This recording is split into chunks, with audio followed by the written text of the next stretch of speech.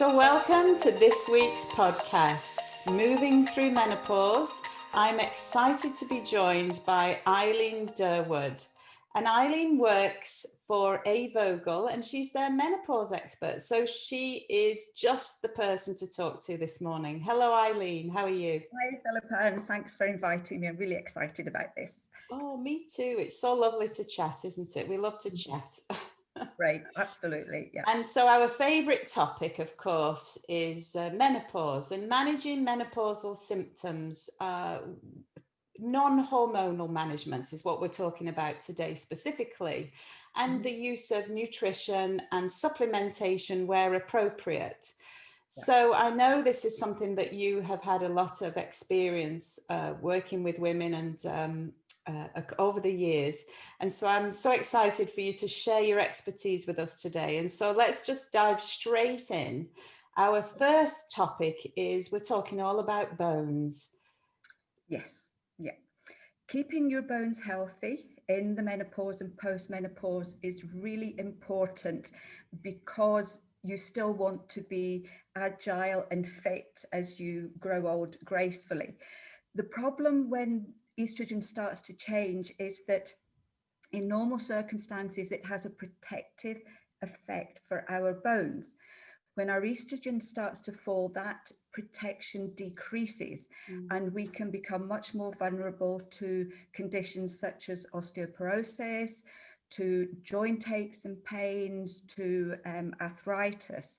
So looking after our bones through nutrition and exercise can work very well during the perimenopause and the menopause. So what we need to look at first and foremost, and this will crop up with practically every single symptom, is water. Falling estrogen affects our body's ability to keep itself hydrated. So if you start to get dehydrated at cellular level, one of the first places that this shows up is in the joints. And we find that joint aches and pains is probably in the top 5 menopause symptoms. And very often it's not connected to the menopause. People don't pick it up. They just think, oh, it's an aging process. And what happens is that the ligaments and the tendons and the cartilage in the joints get dehydrated.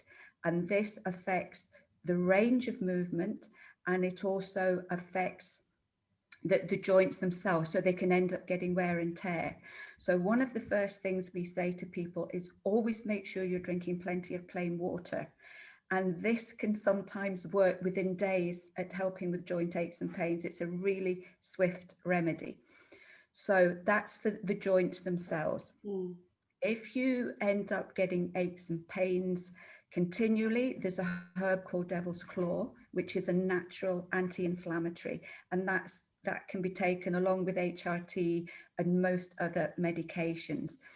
For bone strength itself, then we look at diet.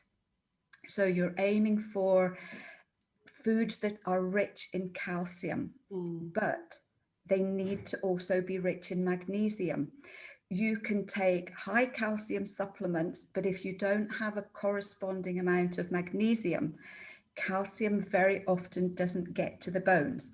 So magnesium is the bus that takes the calcium to the bones. And nature is wonderful because most of the high calcium foods are also full of magnesium. So you're looking at your dark green leafy vegetables, you're looking at nuts and seeds, you are looking at a little bit of dried fruit. We don't recommend a lot of dried fruit because it's very high in sugar, but a couple of figs on a daily basis will give you a really nice serving of calcium and magnesium. You can look at things like your pulses, your lentils, your chickpeas, and some of the grains as well. And some people think that dairy is really important. The problem with dairy is that it has practically no magnesium in it. So if you start to take high dairy products in order to give yourself calcium, you can actually cause problems because there's very little magnesium. So dairy products, we would say, yes, if you're not vegan, you can have them in your diet, but don't rely on them for your major calcium and magnesium. The other thing that a lot of women do, we can't always have a really healthy diet because sometimes we don't feel like it, sometimes we're really tired. So a lot of women do take calcium and magnesium supplements during the menopause. Just make sure that they're good quality from a reputable company. Most of them now for menopausal women will have vitamin D in them, which is really important. You need vitamin D as well for the bones, and a lot of them have vitamin K in as well. So it's a nice little package. Yeah, I was going to ask about the vitamin K actually, because that's necessary also, isn't it? Yes, it is. I mean, one of the things I find is strange is that I've been in the business a long time, and over the years, more and more research comes out to give us different things to help with the whole package, if you like. So certainly these combined supplements that are formulated specifically for joint health are a really good idea. But don't go too high, purely because if you end up taking too much calcium and magnesium, that could cause certain issues. So I would normally recommend about 500 milligrams of calcium in a supplement to approximately 250 milligrams of magnesium, Wow. and then your vitamin D and your vitamin K as well. Yeah, and obviously it's important that people seek medical advice if they're in any doubt, any existing medical conditions or medications, or even talking to the pharmacists. Actually, the pharmacists are a great resource, aren't they? That are underutilized. Yes, absolutely. And I think, especially at this particular time, it can be really difficult to get to Well, see the doctor. So, this is true. yes, but it is a lot of women as they reach the menopause may be on other medication for other health issues, and not everything is suitable. So, yes, always double check with the pharmacist, or your local health food shop. A lot of the people who work in the health food shops are very knowledgeable, and very often they can give you that little bit of extra good advice too. Yeah. Yeah, thank you. I suppose something I wonder about sometimes is whether we should take supplements with food, without food, does the time of day make a difference? Do you have any thoughts around that? With tablets, calcium and magnesium are kind of big moleculed, if you like. So they need good stomach acid in order to break them down. Right. Otherwise, the tablets can go straight through you. So if you're taking things like calcium and magnesium, I know it's a horrible thought, but if you've ever seen a calcium and magnesium tablet, they're huge I and they're know. really solid. I tend to recommend either going for a capsule, Okay. because that's powder, but a lot of companies now do powder that you can just mix with water Sprinkle. or fruit juice or do something like that. Okay. But tablets and capsules on the whole are best taken straight after a good meal. So if you only have a piece of toast and a cup of tea for breakfast, taking your calcium and magnesium supplement then is probably not such a good idea. So you can wait until either your lunch or your main evening meal. Yeah, just it makes sense really to me if you think about the fact that you want it to be absorbed into the system. Absolutely. Yeah. Okay. Oh, that's fabulous. Thank you.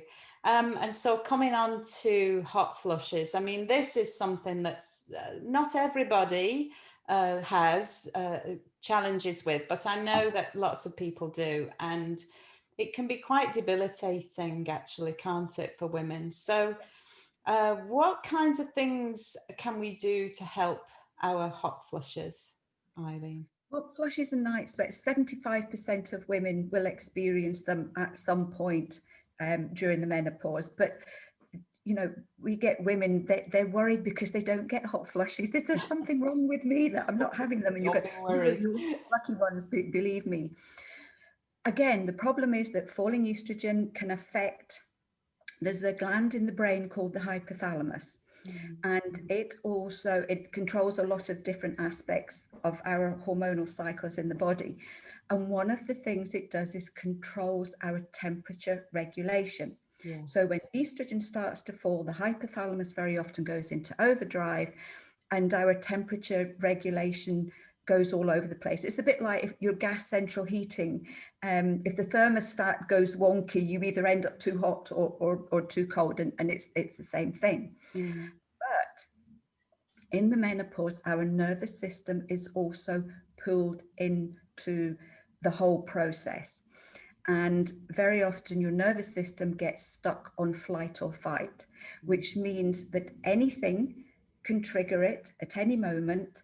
And very often that releases a surge of adrenaline, and adrenaline will also trigger flushes and sweats.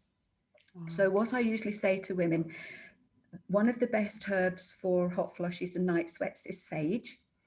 So you can take that on a daily basis. We have a licensed product which we can actually make claims for. We can say this can help with hot flushes and sweats. But it's also really important to make sure that the flushes are not being caused by other things. So I always recommend that for a couple of weeks, you do a hot flush diary. So every day you write down truthfully what you eat and drink and when you eat and drink it, also how you feel emotionally, and then you write down when you get the flushes and sweats. And very often, a lot of women find that they will get a hot flush or sweats at specific times of the day. Right. So you get a lot of women who get them as soon as they wake up in the morning. That can be due to dehydration, it can be due to low blood sugars, it can be due to your nervous system kicking in. Some women find they get them mid-morning, maybe half an hour after they've had a cup of coffee and a sticky bun. So, caffeine, high sugar, anxiety, dehydration, so remember the water, they can all trigger flushes. So doing the diary then will give you the tools to manage your hot flushes better. And what we find is that a lot of women just cutting out the coffee and the high sugar foods can work within 2 or 3 days of reducing flushes and sweat. So although there are super remedies, there's a lot you can do yourself to stop them. Yeah, and I love that you say that, bearing in mind that you do work for the company. So it's really heartening to hear that you are giving this lifestyle advice, first and foremost, because as indeed you say, there are lots of lifestyle measures that people can make changes, simple changes that can really make an influence these symptoms. And I know from my own personal experience, caffeine, alcohol, high salt was something that played with me. And that's obviously feeding into the dehydration piece of the puzzle. And stress as well is massively influential, increasing the cortisol levels. And so the nighttime, early hours of the morning, and into the early morning, that's when the cortisol levels are peaking in the system. And so if we're running in that fight or flight, as you say, then those sweats at those times may indeed be driven by not only the lack of estrogen but this increase in cortisol. And so stress management techniques as well actually can really be very beneficial too. Is that something you have? Oh, absolutely. One of the things I really plug is 30 minutes me time a day. They've actually, and it's the one, I read this book once which said that all menopausal women should go away for a year and find themselves. And every woman that I've said that to have gone, oh yes, please take me away. But if I say to them, have 30 minutes a day me time, just shut yourself away from the outside world, meditate, just focus on something, listen to beautiful music, they find all the excuses under the sun. I'm too busy. I can't actually do this. And there was a study in America, and I was so pleased to find it because it actually verified what I was saying. And there was this study at this university in America, and they found that 30 minutes a day me time, meditating, focusing, mindfulness, reduced cortisol levels within a few days. And by the end of the week, the majority of the women, their hot flushes had decreased by over 50%. Mm. So Yeah. that 30 minutes me time is probably one of the biggest gifts that women can give themselves during the menopause. Yeah, and that's right. And unfortunately, for lots of us, we find ourselves run ragged at this time of life with, saying goodbye to children, maybe caring for older relatives, holding down a full-time job, and everything that goes along with that. So it is a real challenge. And also, I think we've got kind of a little bit lost with the distractions of modern life, that we allow ourselves to be distracted all the time and then call that being too busy to do something for yourself, you know. Yeah. So yeah. I think too is that as I usually say to women, where are you on your list of priorities every Yeah, day? And most women aren't even on the list, never mind being yeah, last. never mind at the bottom. So it's, I always say, I am giving you permission to put yourself first. So Yeah, and for 30 minutes a day. And so find a time when suits you. And there's always, I found for me, I did definitely practice a daily meditation for a time when things were at the worst, or the height, or whatever you want to call it. And for me, I would manage to put the dinner on in the oven. I set the timer for 20 minutes. Okay, it wasn't quite half an hour. And then I knew that was a window when really, if I had time and I used to go into the neighboring room and lie on the mat and do my meditation with an app on the mobile phone, and that made a huge difference to how things were going. Now, I must confess, I did just about take my own body weight in sage during that time as well. So, but all of that taken together meant that the flushes really were not a problem at all. yeah. Very often it's there's no one quick fix for these menopause symptoms, and very often it's a combination of little things that when you put them all together can make such a huge difference. So Yeah, I think that's right. So moving on to memory before I forget. Oh yes. Oh my gosh. I mean, so you're on the internet doing those tests. Have I got dementia? I mean, seriously, because it's so bad that you Mhm. actually think there is something wrong with you. Yeah, this is another really common one, and I know for the majority of women it's just a phase. So Mm, that's one positive thing out of it. But mm, I just found that it was like someone had pulled the plug on my brain and there was nothing in it. But when you start to panic, and it can be really horrible, it can be very embarrassing, especially if mm, you're at work, mm, if you're talking to people, if you're giving presentations and suddenly, everything goes blank. What happens then is we start to panic. mm, The adrenaline then kicks in and that makes it worse. So mm. I just used to say to people, oh, I'm having a black hole moment. I'll be with you in a minute. And I would try and laugh about it. Yeah. And by doing that, everything calms down. But for brain health, the most important thing, again, is water. Because remember, falling estrogen is dehydrating us. Our brain needs an awful lot of water in order to function. And the difference it can make within a couple of days to this kind of foggy thinking can be really quite spectacular. So that's one of the things to bear in mind. There is a herb called ginkgo biloba, Oh, which its common name is called the memory tree, oh, because it was used in the Far East for hundreds of years as an aid for memory. And this is a really nice one that can work well. So women can take this alongside, if they're on HRT or most other medications. But again, just double check it's okay for you. And it usually starts to show benefit after about 4 weeks. All it's doing is it's helping to open up the blood vessels to the brain. So the brain ends up getting more nutrients, it gets more oxygen. That all helps. mm, The other thing with brain function is In today's world, we tend to shallow breathe a lot, especially Oh, when we're busy. So yeah. you're at work and everything's going on, shallow breathing, and then suddenly your brain freezes.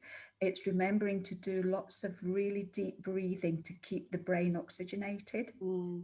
I Um, suppose you did talk about the blood vessels in the brain, didn't you? mhm. And opening up, increasing the circulation essentially to the brain. And so obviously exercise has a part to play in protecting the brain, which is obviously my sphere of expertise as a physiotherapist.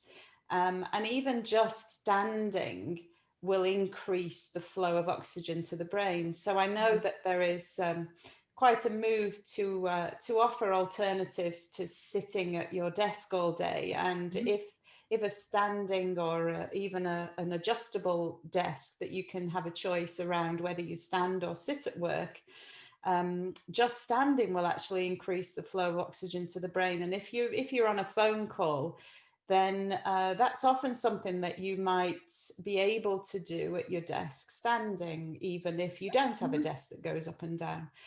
And so just increasing the flow of oxygen to the brain, and like, as you say, with the deep breathing, yes. So we so unconscious about how we go about our day, that we go about our day mindlessly, and oftentimes we can go without taking a breath for quite a long time without knowing it. Yeah, definitely. So yes, simple things again, really Yeah. simple things again. Yeah, Yeah. yeah, simple things. I love that. And I suppose this is very closely connected with mood. Mood is something that menopausal women may indeed suffer from low mood, and anxiety. Unexplained anxiety is definitely something that I experience for myself. And so what kinds of suggestions might you have to help us? Again, falling estrogen. Estrogen is a bit like an antidepressant. If you think about it in the monthly cycle, when your estrogen is at the highest, which is mid-month, that's when you feel your best. And as the estrogen starts to fall towards a period, your mood can decrease. So Mm, in the menopause, there's this continual fall. So it's almost like we're coming off um, these lovely hormones that keep our mood up. So our mood can go down. What can happen too is that we have less control over our emotions. So a lot of women can get more irritable, more angry. A lot of women find that they cry over nothing. They can just burst into tears, or they can't watch the news anymore, or the news makes them feel really low. So that there's all these mood issues that can creep in. And a lot of women get the uncontrollable anxiety.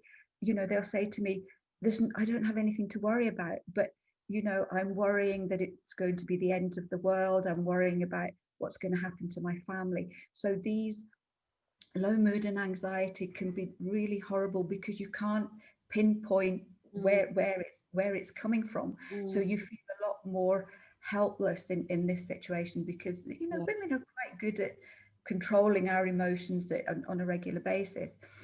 There are a number of things you can do. There is a herb called hypericum, which is the St. John's wort, which is really nice for low mood. The one thing to watch about this is that there are a lot of contraindications with other medications, including HRT. So this is only one that you can try if you're not on anything else that's been prescribed by the doctor. Mm, We also do a range of anxiety remedies, such as the herb passiflora, the herb Avena sativa. So these are nice, gentle ones that can help. Magnesium is really vital for just about everything in the menopause. So a nice magnesium supplement. Again, if you're taking it with calcium, that's absolutely yeah, great. yeah, you've got it. Water, again, because if we're dehydrated, that affects our adrenals. The nervous system then ends up getting more uncontrolled. Mm, Um, the one thing to watch here, though, is that if it gets to the point where the anxiety takes over, if there is depression, if you feel that you don't want to get up in the morning, if you feel that you can't cope, then natural remedies are not really going to help. And that this is one time where we say to people, please do speak to your doctor. Don't suffer with this, because there are things that you can get that will help you to get through it. Yeah, that's right. I think a bit like you said, we cope and we cope and we cope, and then but there are times when it is appropriate to seek that additional help, and that there is help available from your doctor. We can only go so far with nutrition and supplementation, clearly. Um, so the other thing, of course, for me, again, the meditation was something that I was finding was beneficial for me. The me time, generally lowering the levels of cortisol, can help with this anxiety, propensity for anxiety around this time, can't it? And what about nourishing the brain with oils? Because obviously the neurons are myelinated, which is a fatty substance. And so from a nourishment point of view, isn't it that we should be having the fatty fish and the Yes, yes. yeah. It's quite an interesting subject, because one of the videos I did was the 7 fatty foods you should be eating during the menopause. Oh, okay. And we were so surprised at how many hits it was getting. And it's just the fact that the majority of women, especially those going through the menopause now, were brought up in the era where fats were bad.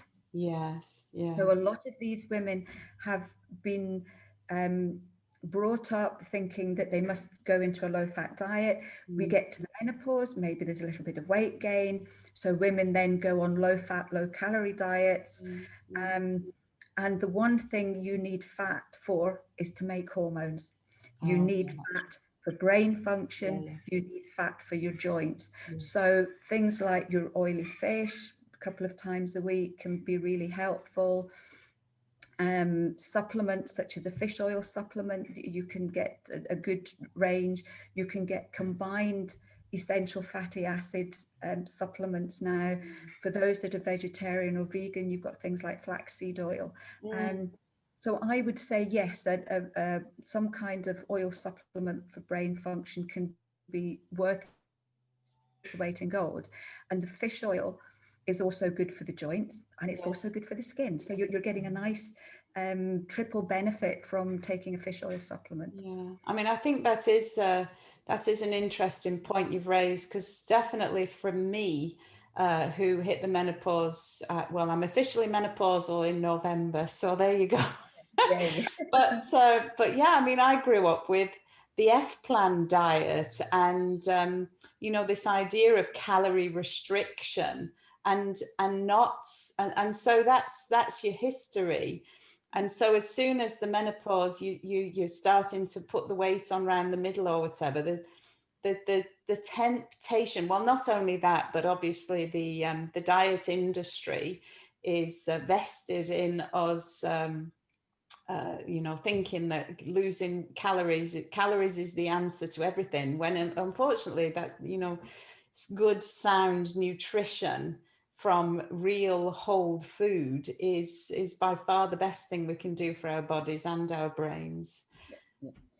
If you think about it, the hormonal changes that are going on in the body, it's tremendous, and that requires an awful lot of energy and an awful lot of all the vitamins and minerals that we need. So a big portion of what our bodies used to have to spare are now being taken up in the menopause. So our nutritional needs go sky high at this point, just for us to break even sometimes. So a bit like in pregnancy, I suppose you could think of it in that way. Yeah. It's also, if you think about it, I sometimes liken the menopause to the opposite of puberty. And when hormones are changing in teenagers, what do? They eat and sleep. And you think, how sensible. They're resting, and hopefully they're getting good nutrition to help with all these hormonal changes. So Well, we need the same if we So can. this brings us to our next topic, because teenagers are eating and sleeping, and what are we doing? Gosh, we're waking up every 5 minutes in the Yeah, night. I yeah. mean, that's exhausting. And I know from my own perspective, just going to bed and knowing that there's no way I was going to not wake up till the morning, and it was just a question of how long it was before before I was wakened for the first time. And Mhm. this is exhausting, Yeah. this They lack have of sleep. they have found that one night of bad sleep can Mm, have a repercussion for 3 or 4 days worth of your energy and your health. So mm, if you're getting night after night poor sleep in the menopause, it's going to have a dramatic effect on your ability to withstand all the changes. mm. All that's really happening is that as your estrogen falls, your sleep becomes shallower, which just means that you can wake up a lot quicker. Not external noises can wake you up, Mm. but internal goings on as well Oh yeah, can talk about wake internal goings on. up, can wake you up. So what we want to do is, if we can get back to a decent night's sleep, that's going to give us more energy, we're going to feel rested, and we're Mm, going to be able to face the day. mm, Again, we have a licensed remedy called dormiazine, which is specifically for sleep. It's drops, so you just take them about half an hour before bed. Magnesium is great for sleep as well, a magnesium supplement at tea time. And there's lots of lovely calming remedies out there that you can get to mm. help with sleep. It's the usual sleep protocol as well, is that don't have blue lights going for an hour before bed. Don't watch TV in the bedroom. Have the bedroom for sleeping, so that there's no other distractions. Yeah, yeah. Um, no coffee in the evening. 1 cup of coffee, it takes your liver about 8 hours to process 1 cup of coffee. Well, so this is what I was going to say. Because a bit like you're keeping the diary of symptoms and the things that you might have either ingested or experiences during your day, for instance, whether you exercised in the morning or in the evening, for instance. So it kind of brings you back to that. But I definitely know that I could not have caffeine after midday Yeah, if I I mean, wanted to, if I wanted to sleep at night. So never mind, not in the evening. It was, I had one lady, and all she did was cut out her after dinner cup of coffee, and her night sweats completely disappeared. So she wow. said, I couldn't believe it. Yeah, The other, and that's right. If you can take simple measures and reap the benefits, then that's all to the good, isn't it? definitely. The other thing with sleep is, especially if you're getting flushes and sweats during the night, you can get extra dehydrated. So I always recommend just a little shot glass of warm water before bed. That can help you to keep you hydrated, but it's not going to put pressure on your bladder, so Mm. that you end up waking up anyway. The other thing that can wake you up I during the like night, I like the fact that you put it in a shot glass. yeah, we I can like pretend. that. Yeah. It's just the right size. Yeah, yeah. Um, the other thing is to have a snack before bed, because our blood sugar levels can go completely out of control in the menopause. And a lot of women, when they're waking up in the middle of the night, it's hunger that's doing it. But because the flight or fight has kicked in, they don't feel hungry. So a kind of fat snack can be really helpful. My So, favorite one, not everybody likes this, go but on, tell me. my favorite is just a couple of dessert spoonfuls of full fat Greek yogurt, Oh, yeah. and you get some organic cocoa powder, heaped teaspoon of organic cocoa powder. Mix them together very slowly, otherwise the powder goes all over the kitchen, and you have a lovely creamy chocolate mousse. So the fat from the yogurt and the protein from the yogurt will keep your blood sugar stable. And cocoa powder is high in magnesium, so that's going to give you a lovely little hit of magnesium before So bed. I'm just not sure if there's caffeine in cocoa powder though. There is, but there's only a tiny little bit, and you're only having a teaspoonful. So Yeah. you No, should. I mean, I just wondered if that would be a problem or not. It's not normally, because Mm. it's well wrapped up in the fat, In the and fat. therefore Okay. the release is very slow. Mm. If you don't fancy that, there may be something like an oat cake and cheese, or one of these little. Cheese dreams though, then we'll be having cheese dreams. Well, I don't know. I find that for me, cheese is the ideal snack. It's one of the So, things that helps me to bed. yeah. Well, I like what you're saying about the fatty, and is that because it lasts longer or? It's just, and I mean, this is why going on low fat diets in the menopause really don't help, because your blood sugars just go all over the place. So fat will keep your blood sugars a lot more stable for longer. Right.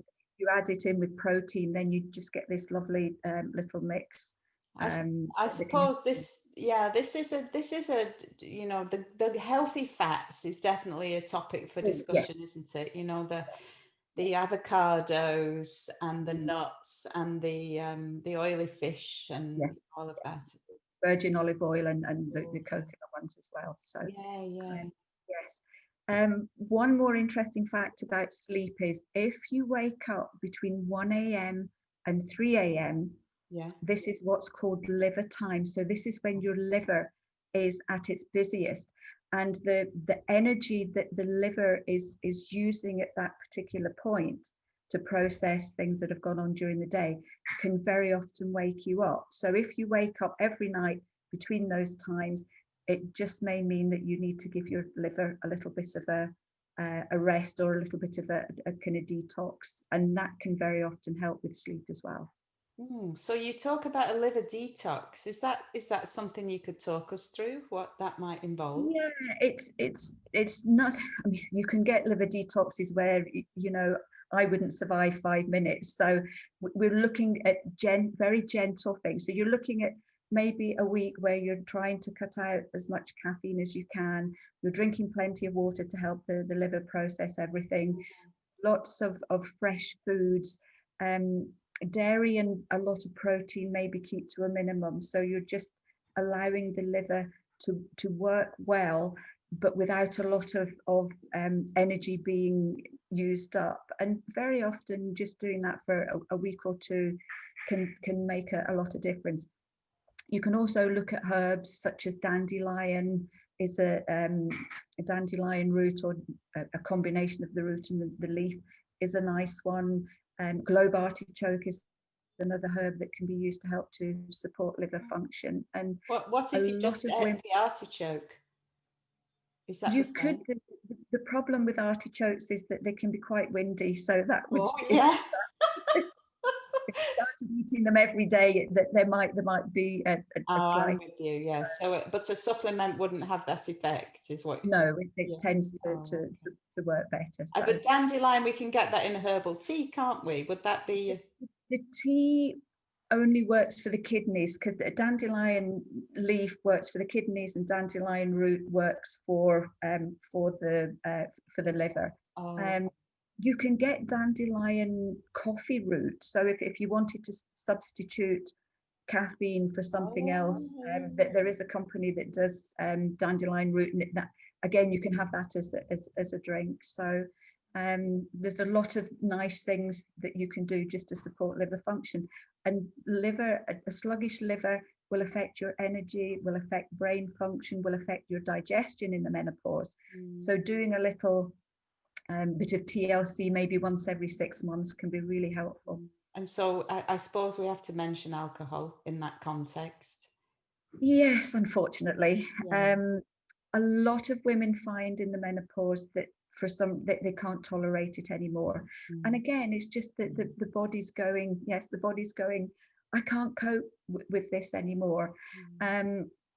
So yes, it's good to decrease it if you can. One of the things we do find is, though, your whole system can become much more sensitive to chemicals. And Oh, the the sulfites.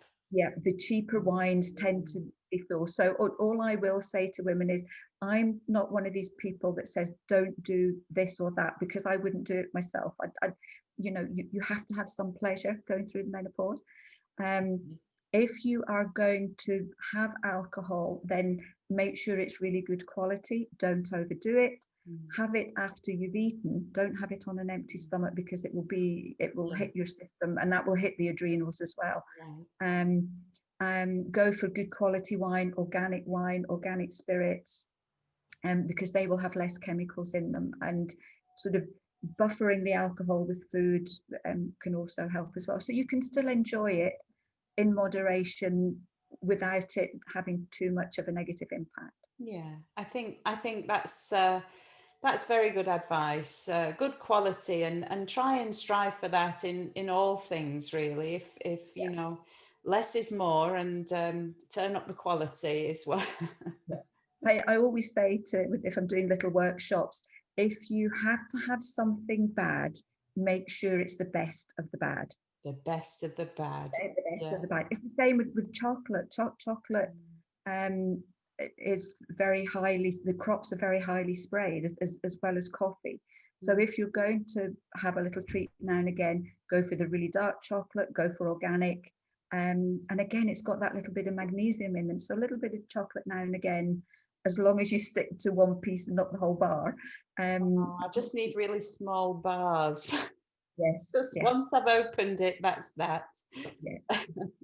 I'm the same, unfortunately, with chocolate. So I tend not to buy it purely for, if it's not there, I'm not tempted. Well, exactly.